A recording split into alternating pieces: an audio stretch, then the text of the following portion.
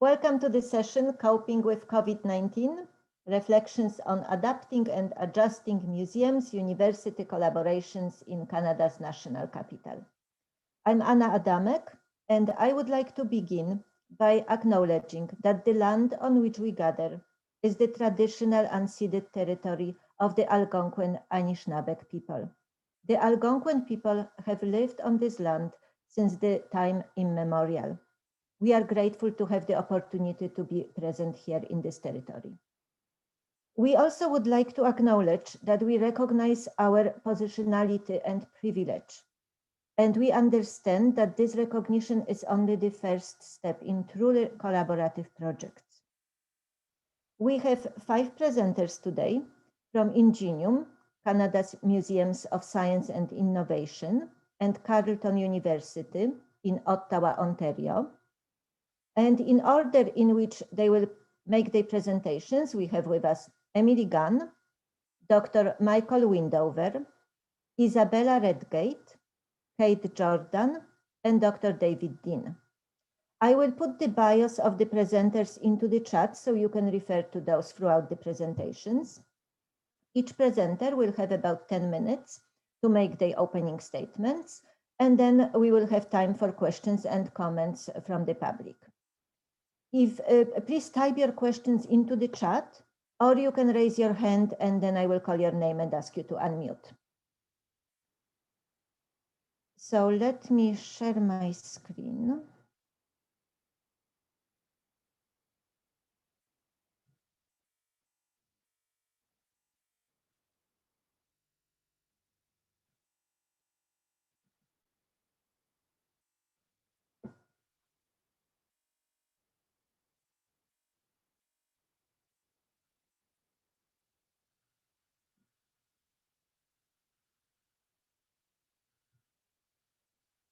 And we will start with Emily Gunn, and I will put the bios of the presenters into the chat right now.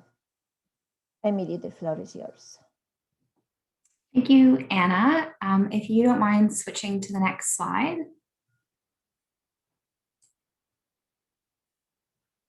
Great. So Ingenium, Canada's Museums of Science and Innovation, includes the Canada Agriculture and Food Museum located on the experimental farm, the Canada Aviation and Space Museum at Rockcliffe Airport, and the Canada Science and Technology Museum located east of downtown Ottawa. These 3 sites and our new Collections and Conservation Centre next to the Science and Tech Museum house, preserve, exhibit, and share the national collection of scientific and technological objects and archival material. So that's just a little bit about Ingenium. Next slide, please, Anna. So for today, I want to introduce you to 2 projects that, by way of both necessity and curiosity, have turned into solid opportunities of learning through collaboration. In keeping with the theme of this presentation, these projects, like almost everything during the past year, were both impacted by the social distancing realities of COVID-19 and spurred on by the pandemic itself. I will spend the rest of my portion of this presentation setting the scene by introducing these 2 efforts: Technology in Our Lives, a permanent exhibition at the Canada Science and Technology Museum, and Curating Under Quarantine, a multifaceted, multi-year initiative led by Curatorial. Next slide, please. So Technology in Our Lives is one of 11 exhibitions at the Canada Science and Technology Museum. It was developed, designed, and built during the museum's renewal from 2015 to 2017. Technology in Our Lives' big idea is that the relationships that Canadians have with their domestic technologies and household goods have changed significantly since the end of the Second World War.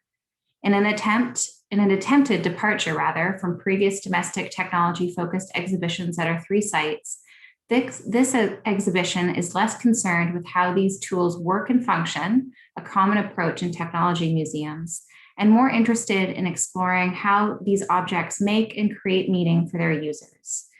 Pulling from social constructivist approaches and feminist technology theory, Tech in Our Lives explores the mutual shaping relationship between people and things. The space itself is divided up into 4 distinct yet complementary modules that allow for different entry points into both this time period, which was from 1945 to 2015, and the history and impact of Canadian consumerism. Quickly, the first module, Consumer Culture, examines how needs and wants are shaped by elements like changing demographics, consumer trends and behaviors, standpoint and positionality, new materials, fraud and changing gender stereotypes, and of course, battery life. In this space, the small toy toaster on the bottom right of your screen is situated in a display called Toy Shop, where the gender scripting of children's toys is interpreted through artifacts, advertisements, sales catalogs, and photos of toy stores.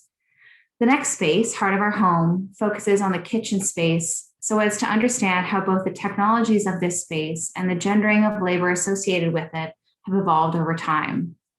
Examining how family dynamics have transformed over the past 70 years, as illustrated in the bottom left image, is another important story in this space. Weight of Our Stuff, our third module, examines the bookends of consumerism, beginning with techniques and efforts used by manufacturing companies and marketing firms to sell us their products, and ends with the impact that the waste we create is having. And lastly, Modern Moves takes the 2008 global recession as its starting point in order to observe the major consumer behaviors that have developed since, including upcycling and secondhand economy, smart technology, and minimalism. This space features a tiny house made in partnership with a local woodworking shop. A fifth module was planned for this space. While tight timelines and pinched budgets are easy things to point to, our collection and lack of community relationships were the main barriers to consuming culture. That was the intended name of a module that was going to explore cooking technologies, food, and diasporic communities. Designing domestic dining, as Michelle and Izzy will share, has been a first step in developing working relationships with historically underrepresented communities in our museum. While an exhibition update is not yet in the works, the relationship building and learning that has taken place through this project will hopefully inform future direction in technology in our lives. Designing domestic dining began in a time before COVID, but had to adapt when in-person events, meetings, and interviews were no longer possible. Next slide, please, Anna. Curating Under Quarantine, however, is a multi-year, multifaceted COVID-19 initiative. It seeks to document the impact and influence of the virus through the lens of science and technology, using storytelling, self-documentation, and oral histories as its primary means of gathering information and learning. Our small team have committed to being empathetic, reflective, and reflexive during what continues to be an uncertain period. On the screen before you are a few of our ongoing documentation stories. We've been working with GM Canada, who have been producing N95 masks for the federal government, local distilleries who are producing hand sanitizer, and the Canadian nuclear industry in relation to their production of both masks and ventilators. We've also captured stories of the devastating impact of the pandemic, or rather related restrictions, and which is having on associations like the Canadian wool growers and larger industries such as aviation. Curating Under Quarantine does a few other things as well that I'll just quickly mention. We've been supporting our colleagues in academia by offering lectures and outreach to their classes. We've also been producing a webinar series where we focused on pivoting and adapting to COVID, lost science, so the science that isn't happening due to canceled field seasons, and we're currently planning one on the future of work. Another piece of the Curating Under Quarantine project in the early days of this initiative, we attempted to crowdsource stories and shared experiences from our audience through social media. We wanted to know what their daily mobility patterns were like, how the use of ICTs were helping or hindering them as parents, these kinds of questions. But be it for a lack of interest, the type of content our audiences expect from us, or the fact that there was so much uncertainty during the spring of 2020, we didn't receive any crowdsourced feedback, not one single response. This got us thinking about who does and doesn't engage in these types of efforts and whose voices and experiences are typically unaccounted for in the process. We acknowledge that in our total failure to solicit any public discussion and feedback was an opportunity to rethink and refocus our approach. With so many documentation efforts happening across the world and for us within Canada, whose experiences of this pandemic were in jeopardy of not being included in the collective memory of this event. Curating under quarantine and this line of questioning were another opportunity to work with our colleagues at Carleton University. I'll now pass the presentation over to Michael. Great, thanks, Emily. So thanks, and thank you, Anna. So what I'm planning to do is really quickly, hopefully not too quickly, just sort of talk about my relationship with Ingenium over the last several years, and then turn attention to introducing the domestic dining project that Izzy will talk more about. So I was first introduced to what was then called the Canada Science and Technology Museum back in 2010 when I participated in a summer institute where we were doing reading artifacts. And when I took up my faculty position at Carleton in 2012, I reached out to the museum, and they facilitated a number of material culture workshops over the years. So what you see on the top left and the bottom left corner are students actually working in the warehouses of what was then Canada Science and Technology Museum, engaging firsthand with the artifacts and being supervised by the curators. Bottom center left, you see some students engaging with artifacts that were brought to Carleton for examination in material culture workshops due to the fact that the collections were closed, the collection facilities were closed at that time. And the image on the right of Gabrielle Dwairon on the left and Ashley Sutherland on the right, an undergrad and graduate student respectively at the time, looking at a cauterizing machine, took place during a 2015 event that I organized in partnership with Science and Tech on Art Deco. And that was an event that had international speakers from North America and Europe, but also included a material culture workshop for students and visiting scholars. And I think that the event not only allowed people to see the value of this collection from an art historical and architectural historical viewpoint, but also maybe had the museum thinking a little bit differently about their collection.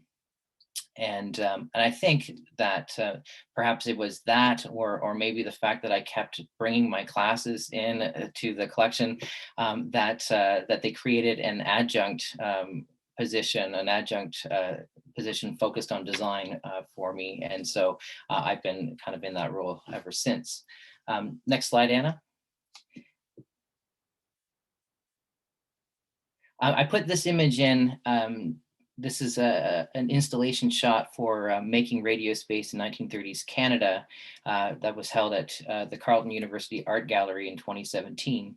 And I bring this in as an example of the museum's support of mine and my research collaborator on this particular project, Anne McLennan from York University in Toronto.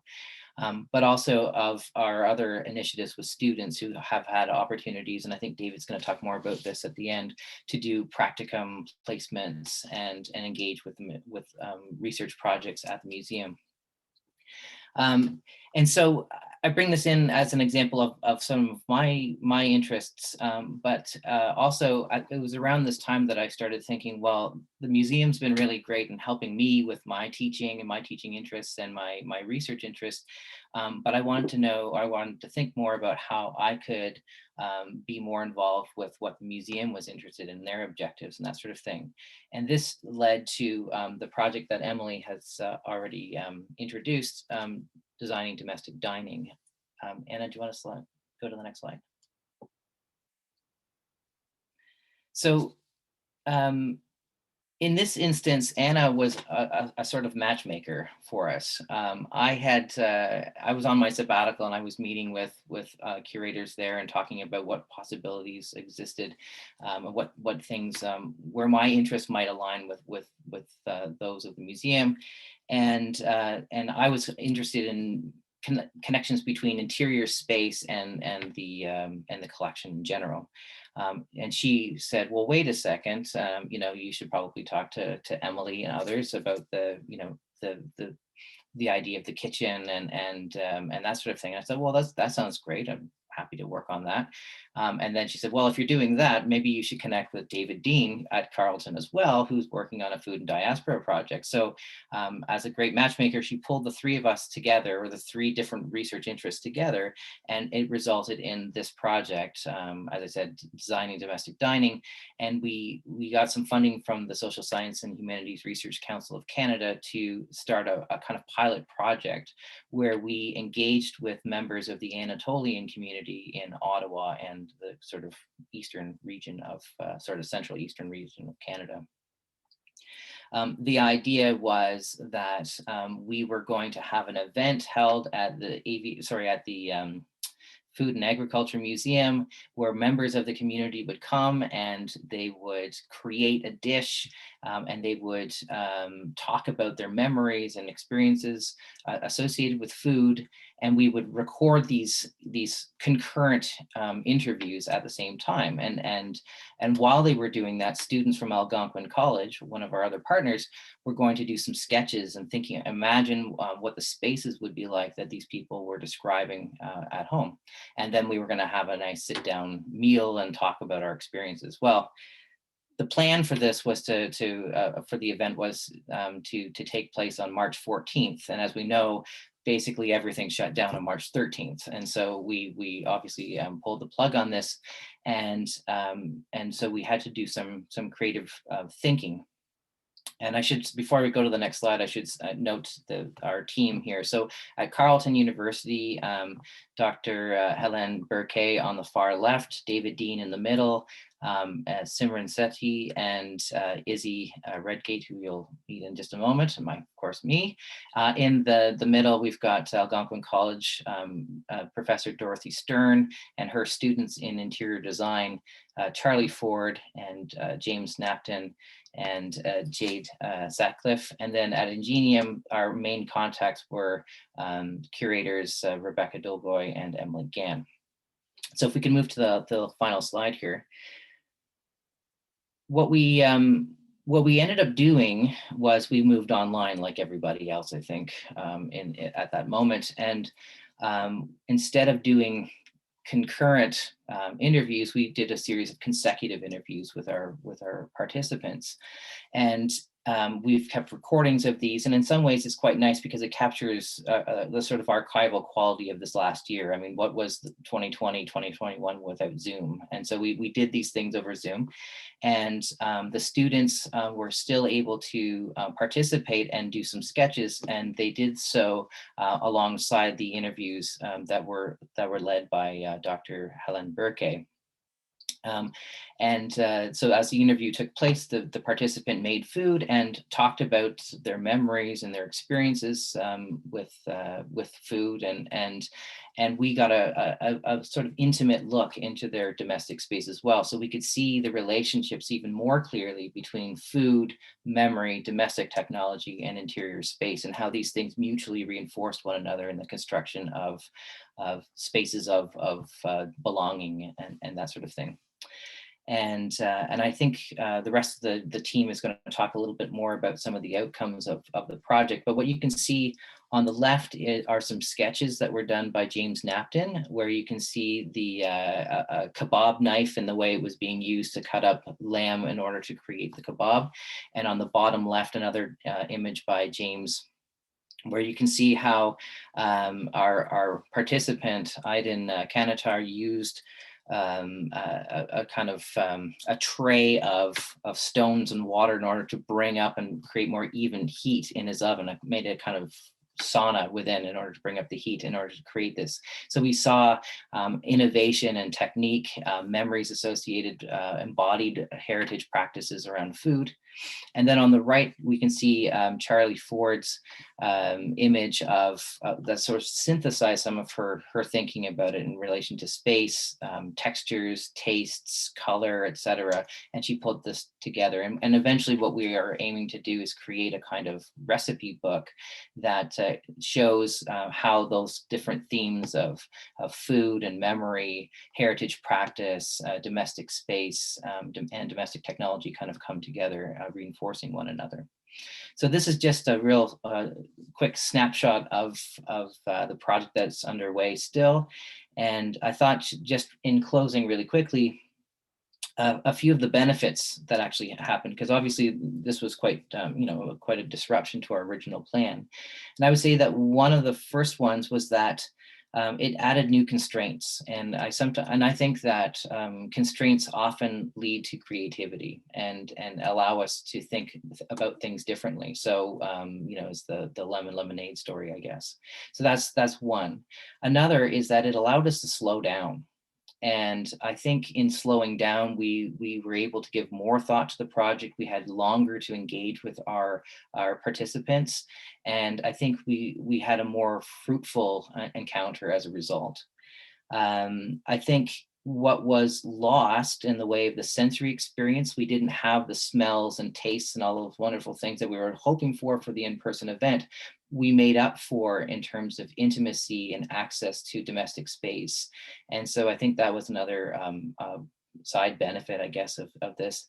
And finally, and on a very sort of pragmatic level, working with Zoom allowed us to meet in a way easier. We had a team of 9 different people usually, and just trying to coordinate 9 people to get into one physical location, I think would be very difficult. So there were some minor, there were some benefits, not just minor, but fairly substantial benefits to this. So anyways, I've probably gone on too long, so I'll stop here and we'll turn it over to Izzy. Hi, thank you, Michael. So my name is Izzy. I'm finishing up my public history MA degree at Carleton University. And as others have mentioned, I'm also involved in the Designing Domestic Dining project as a graduate research assistant. So I'm going to speak on my, I had an internship experience with Ingenium out of Carleton, and I want to speak on that basically during a pandemic. So as the public history MA, as a 2-year degree, students spend the summer following their first year in a paid internship, usually at a heritage institution in Canada. The paid internship component of the program is a major draw for students, myself included, because not only are we guaranteed financial stability for the summer, but we are also provided the opportunity to jumpstart our potential careers while still in university, establishing connections and gaining valuable experience.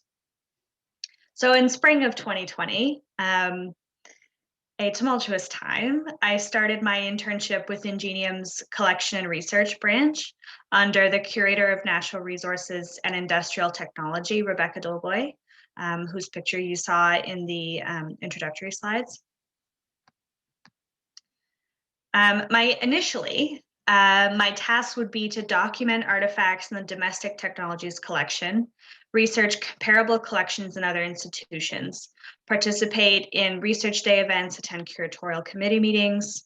And by the end of the summer, I was to have made a significant dent in artifact documentation and produce a research report on how to make the domestic technologies collection more accessible, inclusive, and representative of different spheres of knowledge.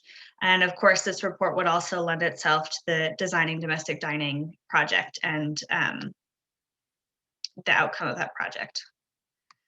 But once the lockdown was announced, we decided that I would focus on the research tasks, holding off on the artifact documentation, just in case I'd be able to get into the building at the end of the summer. Which is funny now. But of course, I ended up doing the entire thing remotely. And while I was extremely lucky to work at such an accommodating and supportive institution, they did not tell me to say that, but it is how I feel. And also lucky to be able to hold this internship at a time when many other students in my year lost their internships. There were still challenges. So of course, there were the challenges to the dining project that Michael mentioned. And in terms of my internship and the research that I would do that would lend to this project, I couldn't interact with any of the objects I was to document. I couldn't pick up a JPEG image of a French press to turn it over to the manufacturer's logo. And my degree had prepared me to physically engage with objects. And now I was being paid to document artifacts that I could only see 2D images of. So I learned how to navigate the institution's cataloging system and had to rely on a limited selection of photographs. However, I ended up turning to a strange phrase, but the social sector of the internet, looking for enthusiasts, collectors, fellow nerds, to get to know the artifacts that I couldn't see for myself, but that they knew intimately. This included buy and sell sites, such as those of Facebook, eBay, other sites run by collectors, cast iron enthusiasts, antique dealers and kitchenware. And often I was able to find databases or comment sections that would explain very slight, almost unnoticeable differences between similar objects, or that could point me towards other sources. And so my research that would end up in the research report was looking at how Ingenium could support the extension of inclusive and representative knowledge about domestic technologies. And this ended up becoming even more relevant with the onset of the pandemic and the realization that it was not going away by the end of the summer. So most of the case studies that I included in my report took place roughly within the last decade, but they were still pre-pandemic. And I realized that moving forward in a changed and still very uncertain world, it would mean that co-creative, collaborative, and decidedly non-hierarchical efforts would truly need to be called upon, such as this dining project. Actually, my colleague, Kate, who you'll hear from later, put it perfectly. She said that adaptation is at the core of public history and public history institutions. So the methods employed by many institutions, such as Ingenium and Carleton in this instance, show that it is possible to bridge the gap between pre and pandemic initiatives.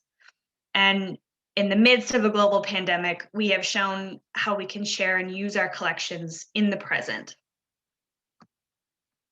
Thank you. Thanks, Izzy. That was lovely. My name is Kate, and I'm a recent graduate of Carleton University's Public History program, and I'm now working as a researcher with the university in partnership with Ingenium.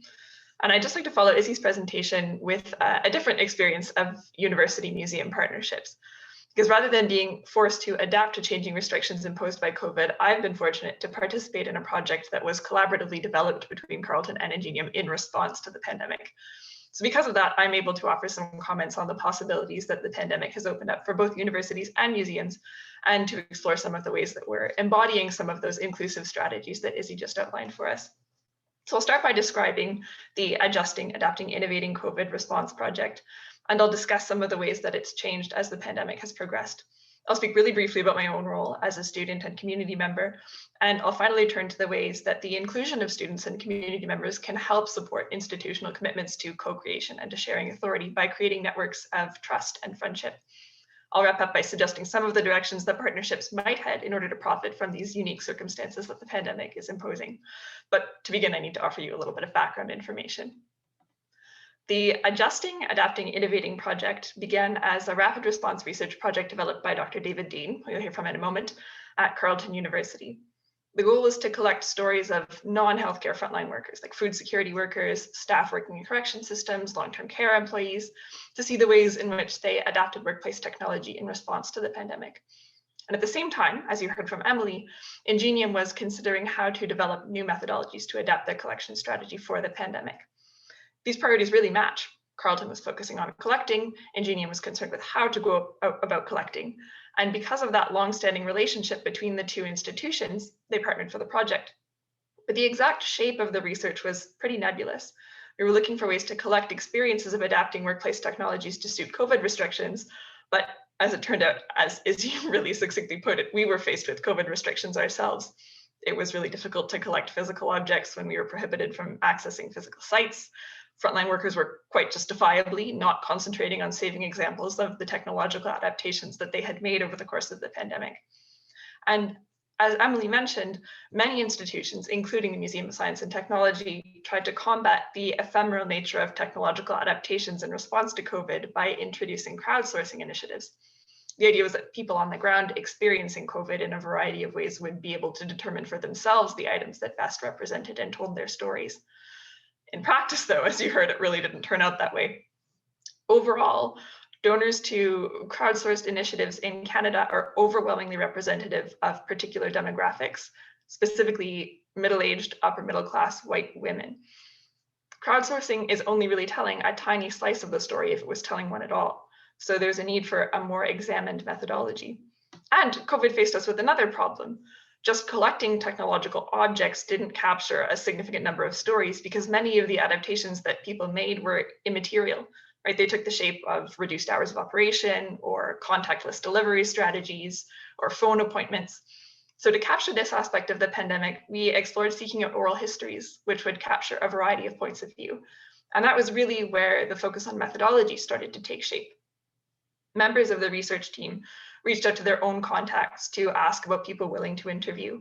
And through our friends and acquaintances, we compiled a list of people who worked in a variety of fields. Importantly, from the beginning, we did not consider our selection of stories complete or representative of the country's COVID experience. It was an evolving project that really made room for more research and stories in fields where we didn't know any workers. But we didn't feel compelled to fill them in ourselves. We knew the people that we were interviewing, at least indirectly, through friends.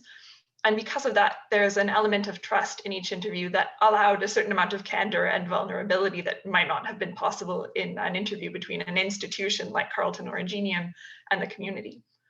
In a lot of cases, the research team didn't participate in interviews as researchers per se, but as family, as neighbors, as friends, or at least friends of friends.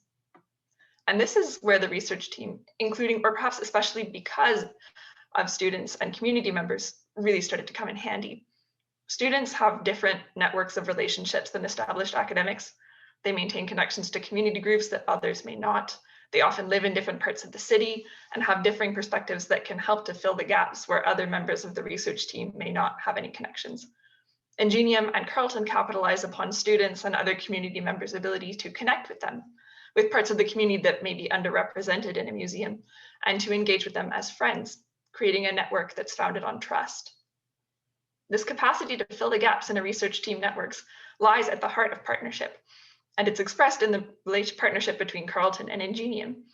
The COVID project, though, shows that this possibility doesn't just end there. By partnering with institutions across the country, each with their own research teams and their own social networks, the project's capacity to connect with a diversity of people and to incorporate a variety of stories increases. And the pandemic has really emphasized these networks. Many people are paying closer attention to the places that they live. They're getting to know their neighbors, and they're starting to forge connections with the community where they're located. And at the same time, the possibilities for relationship building between groups that aren't linked by geography have exploded. Community groups have greater access to national institutions. Now, depending on the restrictions, someone from the other side of the country can have just as much access to the Museum of Science and Technology as someone who lives 5 minutes away. Someone who might not be able to leave home for extended periods of time can visit the collections. You can attend a Carleton webinar from anywhere. You can sign up for lectures. People have greater access to these institutions than they may have ever had. And the institutions, as you've heard, are starting to respond in kind. As a university with really deep connections to the community in which it's situated, both through students and through the wider community, Carleton has the networks to engage with the people who live in the nation's capital. So by partnering with Carleton, Ingenium has the chance to work with, and so to reflect, those who live in the city where the institution is situated. But as we've seen, it's not just Ottawans who visit Ingenium. And as a national institution, it strives to represent stories from across the nation.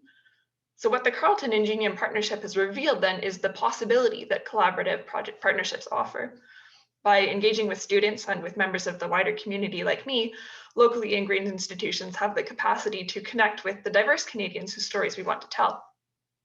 As a national institution, Ingenium has the capacity to partner with institutions across the country to create a more formal and exhaustive network with the goal of being able to listen to, collect, and ultimately reflect the stories of those communities. this research project is still being shaped and the networks are only just beginning to be explored. So what we're witnessing here today is the partnership between Ingenium and Carleton, but there's an implicit third partner, which is the community that they're situated in. What the pandemic shows us is that partnership can't just be confined to geographic proximity. The pandemic and the project have revealed the possibility of a national or even international network of collaborative partnerships that forefront friendships and personal connections, ensuring that stories are received and stewarded in trusting relationship. And on that note, I'll hand it over to Dr. David Dean so that he can tell you a little bit more about the university's role in that. Okay, thanks, Kate, and thanks everyone for wonderful contributions.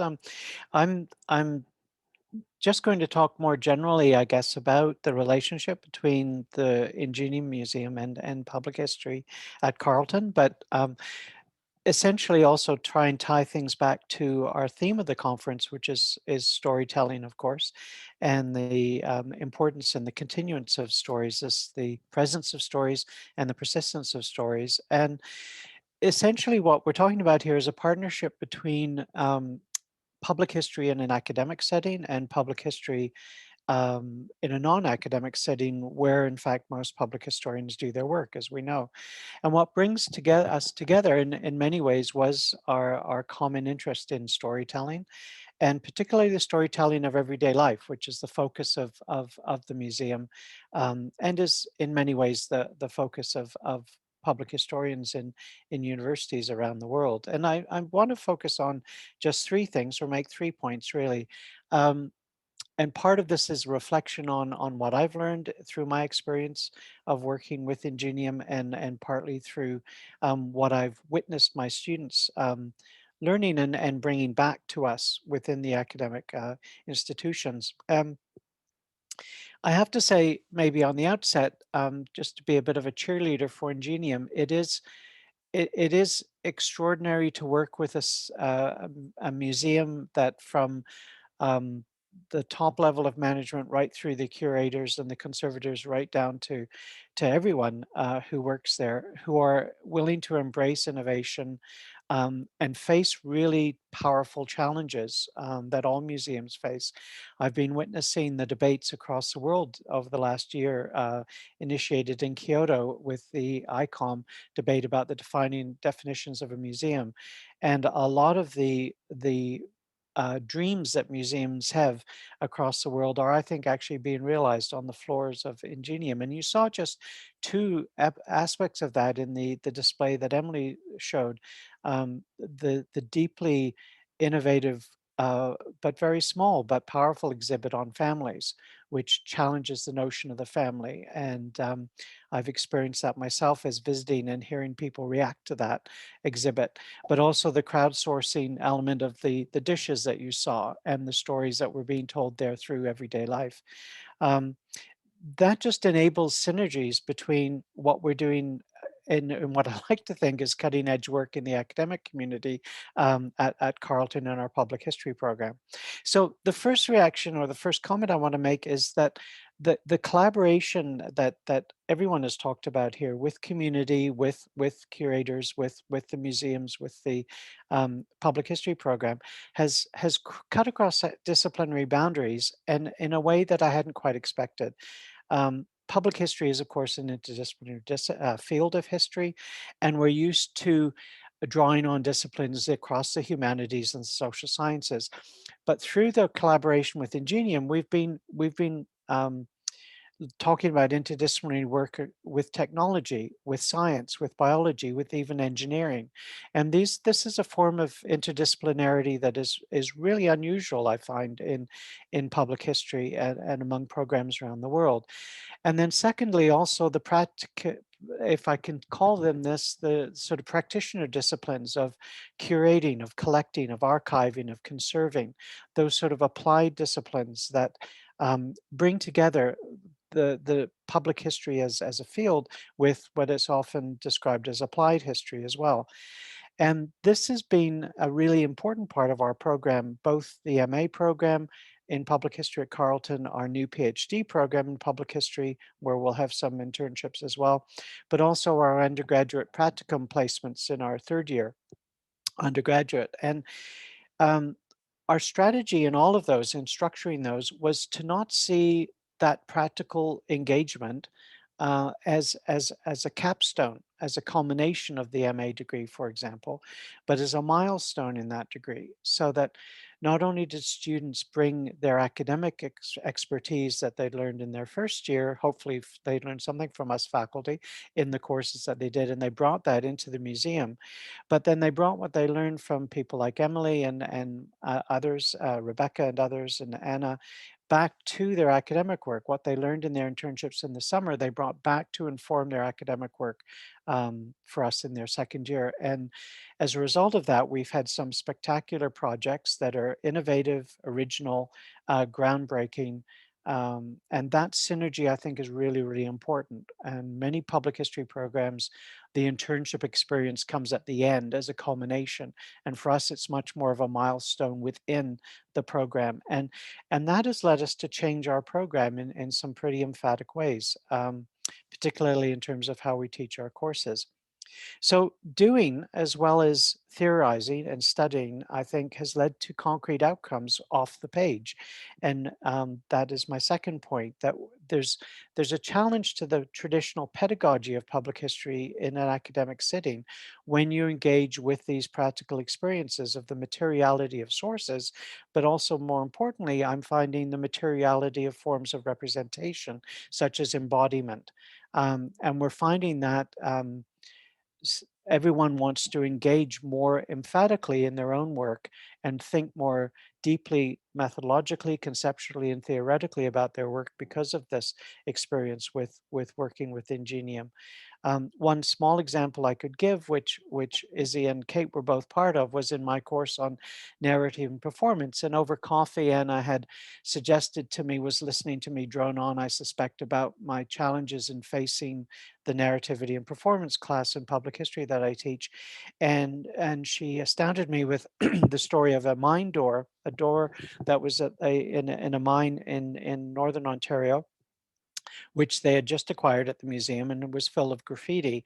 And so what I immediately thought, okay, this is the solution to my class, because I was agonizing over how to bring objects in and tell stories about objects. And so what the students were tasked to do was to look at a piece of graffiti randomly assigned, and they had to research it and think about it and create a backstory capturing the history of the person or the story of the person, the motivations, the context of the person writing the graffiti, and perform it. So they wrote an original script and then performed it. And this has, been a wonderful opportunity for me to test my sense of what storytelling is about, how we use objects in material, how we use objects in public history, but also how we embody the past through performance. And something that just wouldn't have occurred to me without that sort of deep synergy that we'd had with Ingenium and through our internships and practical programs. And practicum programs, the third thing I want to talk about is originality. Bringing concept, method, theory, how we present or represent the past in the present, which everyone has touched on in their presentations today. And just to capture a couple of, well, maybe three of these things. The first is that we've moved as public historians from the concept of shared authority, we've moved to sharing authority. And what I think we've collectively reached now with our colleagues in Ingenium and Rebecca and I and almost everyone here, we're thinking about this with our COVID-19 project, is that we're now surrendering authority, and we're now involving communities, not just as collaborators once the academic or the museum has decided what they want, but actually inviting those communities in to shape the research process from the very beginning. So the second thing is that collaboration begins at the conception point, and we're creating learning communities that are decentered and where power is decentered. And I think that is the second important original theoretical, conceptual, methodological insight that I think we've gained at Carleton through our collaboration with Ingenium. And the third one is the one that we all wrestle with is how to capture diversity of experience. which has been common, as you've heard previously about the COVID project, but more generally speaking,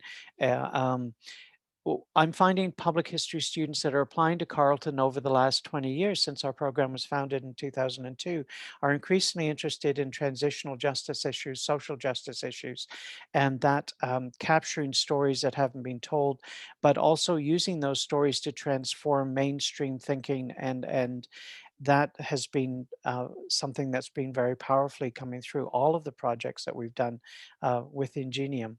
So it's a rich and it's an ever evolving relationship. I began like Michael did, with where I invited curators into my classroom for 3 hours. Okay, tick that box. Or we did field trips to the museum, tick that box, that was done. That's evolved over the years to collaborative projects with multiple origins and multiple disciplinary perspectives and multiple disciplinary experiences. To the point now where curators like Anna and Emily are teaching courses in public history programs, including ours, and where faculty and students like Izzy and Kate, but faculty like Michael, are becoming curators in the museum. And I think that's an institutional synergy that is really quite significant.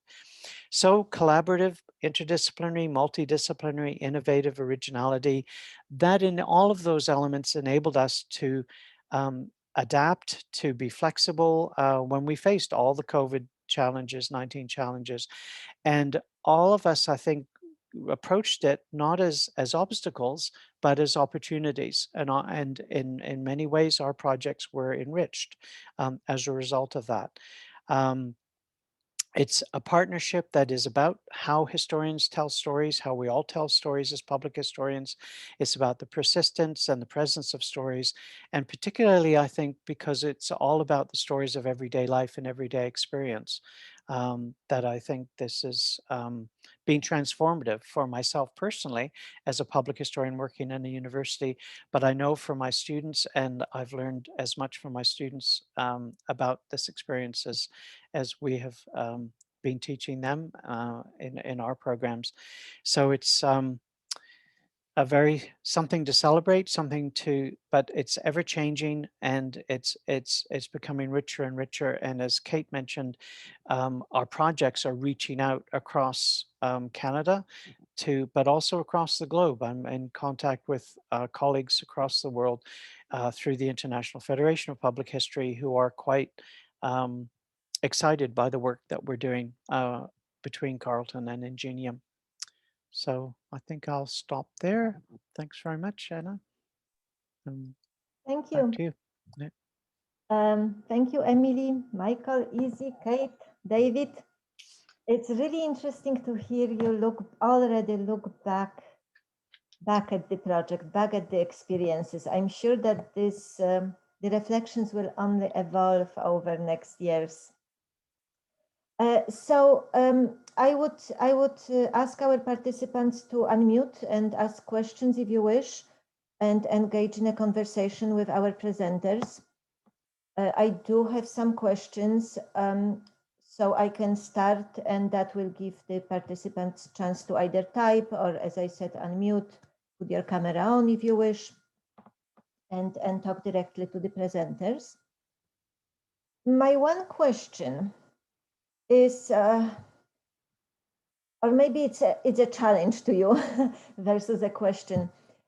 You talk about adaptation and adapting to this situation almost like it wasn't a challenge, almost like it was too easy. But I know it was extremely stressful, and we were adjusting so quickly. Curating under quarantine was launched within the first week of the pandemic, when we still didn't know what was going on. So how did you deal with this stress? How did you deal with the sense of panic that we all had at the beginning of this pandemic as a team? And I'm not sure who would like to answer it. But I'm sure you had lots of conversation about what was going on and how you were going to adapt. I could start, and I think in some ways it picks up on a lot of what David was just saying, and Kate as well, about one of the things that comes out of making connections is sharing. And I think commiserating and having the opportunity to bounce ideas off each other actually in some ways reduces the stress, because it allows you to see new possibilities and that sort of thing. So I think in some ways, if you had had to do it all on your own, it would have been unbearably stressful. I think that's one of the benefits of actually sort of being in a networked or a team kind of dynamic. So that's my initial thought. I don't know what the others think. Yeah, I mean, for me personally, it was a contrast between my role as a teacher and my role as a researcher working on these joint projects. And exactly as Michael said, as a teacher, I felt very isolated and all the responsibility was on myself. And I had a wonderful TA that I could work with on one of the courses I was teaching, but not on the other. And when I turned to working on the designing domestic dining project, or I turned to the COVID project, there was this collaborative, this all in it together sort of feeling. And as Kate said, you know, it's the richness of the connections that everybody has, that the difference of connections and all of the ways we were individually dealing with the effects of COVID on our lives, whether we were having to homeschool or look after a new baby or whatever was happening, new workspaces, new changes, worries about relatives and families. It became a sort of weird sort of therapy almost, being able to talk through our work while we're talking about COVID or food or whatever the aspect was. So yes, there's a bit of panic, but it was there's nothing like sharing the pain, I guess, in a way, and being able to share the sort of possible solutions. And I think also, you know, as Izzy said, we didn't necessarily expect it to last that long as well. I mean, Michael, you'll remember we were spending lots of time thinking, well, maybe we can have our event in June, or maybe we can have our event in August, or maybe, you know, until, so I think that was also part of it, that it was unpredictable what was happening. So. I might also add just a short comment. So in answer to the question, individually, the answer is not well. But as a team, especially the design domestic dining team, it's interesting now looking back on and thinking about that. And I think one of the things that helped, especially because, you know, a lot of us knew each other, but it was still multi-institutional, and you know, everyone was in it together, but you know, each still has their own values, their own ideas, that sort of thing. And thinking about it now, I think one of the things that helped was keeping the participants, the community members, at the forefront of our minds. So if there was ever a point where the team felt disjointed, or you know, we were struggling with things project-wise, that there's always a point to come back to, and that is the most important one to center things around. And those are the community members who are, you know, telling these incredible stories. And you know, after adapting with COVID, which is still going on, inviting us into their homes over Zoom. So I think that was a big part of it. Yeah, Izzy, I really like this idea that you bring up of the weird hospitality that the Zoom world has created, where all the time you're in everybody's home. And I think that was, in a way, I mean, I can offer a different perspective on this, because in relation to the partnership between Ingenium and Carleton, I think for a lot of students, maybe Izzy can speak to this as well, the partnership has been really good for us because it's created jobs in a market where it's really difficult to find employment. So in that way, it's been really good. But I think it's also been maybe more important in terms of supplying projects that allow us a platform to connect with the communities that we're in. For example, I was speaking with my neighbors and ended up doing an interview with someone who lives just next door to me, because they were really involved in Meals on Wheels delivery. So in that case, by sharing the stories, by listening, by being there for that person, by being able to check in with them again, it's really, these projects and these partnerships are creating a platform for connecting with the community that we're in, and for bearing the stress of the pandemic as a whole together. And I think that's really important, and a direct output that impacts the community, and that can't be understated. don't know if I can add much to that, but I think, excuse me, I think I'll echo what David said about these projects being sort of means of escapism from from work in a way, even though they are part of our work, especially for us at Ingenium in the spring and summer. There was a lot of uncertainty about museums being open and funding and all of those sorts of things. So these were just really excellent opportunities or projects where, you know, the learning continued and sort of the projects progressed, and just sort of being in both of them just in more of a support capacity was really just really excellent. So yeah, but yeah, I don't have much to add after everyone else. Thank you. We can conclude our session here.